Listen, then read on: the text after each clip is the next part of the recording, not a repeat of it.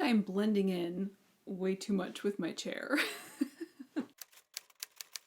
Hello, my name is Aubrey. I'm so glad you're here because today I'm going to be going over my February TBR. That's right, all the books I plan to read in the month of February. January ended up being a really good reading month. I read 6 books. I believe I gave all of them 4 stars or higher. I'm hoping to just keep riding that high.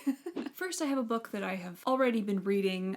It is The Ninth Reign by Jen Williams. I was inspired to read this because of May Between the Pages. This was her favorite book of 2023. This trilogy had already kind of been eyeing me from my bookshelves, so when I watched her video and saw that that was her #1 pick, I was like, okay, I gotta read it. Anyway, I'm about almost to the halfway mark. I am enjoying it very much. I keep wanting to describe this as like a big brain. A big brain fantasy. It's also kind of sci-fi-ish as well. And in this world, we have like 3 main creatures. So we have human beings, love to see it. We have the Abora, who are these like almost elven, humanoid-esque, but they're also like taller and beautiful. They live hundreds and hundreds of years. They're stronger. And then we have the Fell Witches, and they basically can like take life force from anything, and it creates this like winnow flame, which is this dangerous green flame that they can emit. And throughout the history of this world, there has been one common enemy, which is the worm people. They're called the Juralia, and they're these like bug creatures that descend from space. That's sort of the sci-fi element. Time and time again, the Juralia have come down, and the Aborans and their tree god have been able to fight them off. However, in the last war, the 8th reign, the tree god died, and the Aborans don't know why, and they don't know what happened. So they were able to fight back the Juralia, but you know, at this great cost. People all across the world are seeming to have the same nightmare where the Juralia are coming back. In the story, we're following a human, Vintage, who is this kind of eccentric, wealthy woman who's like traipsing around trying to figure out why the Juralia? Why do they come here? Every time they've tried to invade, like what are they trying to accomplish? Why? And she is accompanied by an Aboran who left his kingdom behind because all the Aborans are just sort of slowly dying off and the whole place is just sort of going to shit, and he was like, nah. I have a few more 100 years to live. I'm gonna go do something else than watch all of my people die. And then we're also following a Fell Witch. She is on the run because in this world, all the Fell Witches are kept in this like winnowry where they're basically imprisoned. We're following the 3 of them as they're trying to, at this point in the story, they're trying to uncover the mystery that is the Juralia. And so yeah, I'm sorry, that was probably so long-winded, but this is what I mean by big brain fantasy.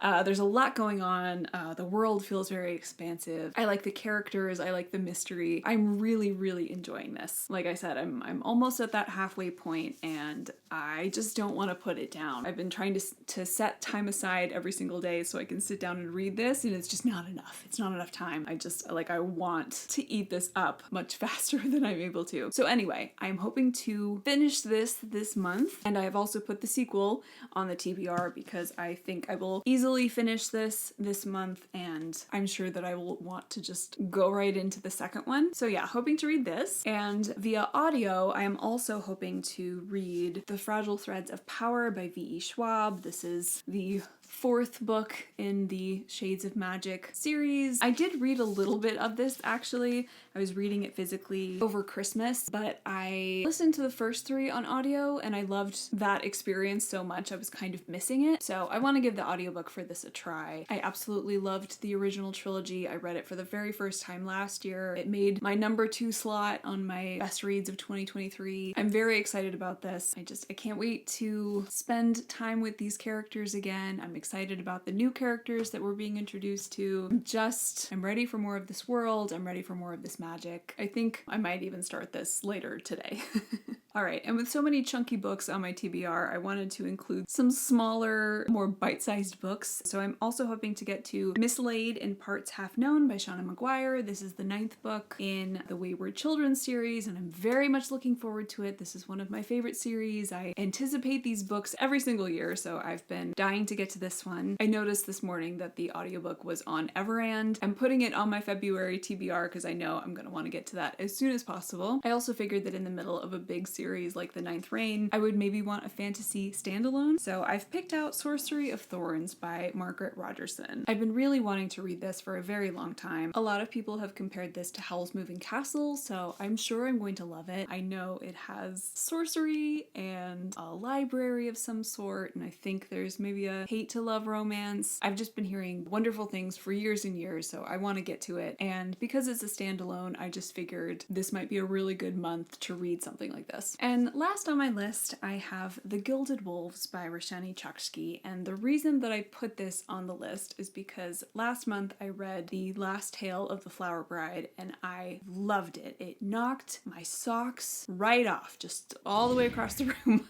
And I know this is very different. I know this is going to have really different vibes, but I guess I just want to read something else by her. I'm curious, and I have this trilogy in these lovely Fairy Loot editions. This feels like a good excuse to finally pick these books up. I have heard a lot of mixed things about the series, but I feel like a lot of the mixed reviews come from the poor marketing that was done around the series when it was coming out. Like, I think at the time it was really being pushed as like the next Six of Crows. I think we have yet to see the next Six of Crows. So yeah, it seemed like for a lot of people that was really misleading. I do think there is a heist, and I do think it's about like a ragtag group of kids, and there are some found family elements to it, but yeah, I think tonally it's probably not like Six of Crows, but I mean, I have no idea. That's just based on what I've been hearing about it. So yeah, this one is a bit more tentative. I might decide that I'm not ready to jump back into another trilogy, but if I am, I would like to get to this one. All right, that's it. That's all I've got for you.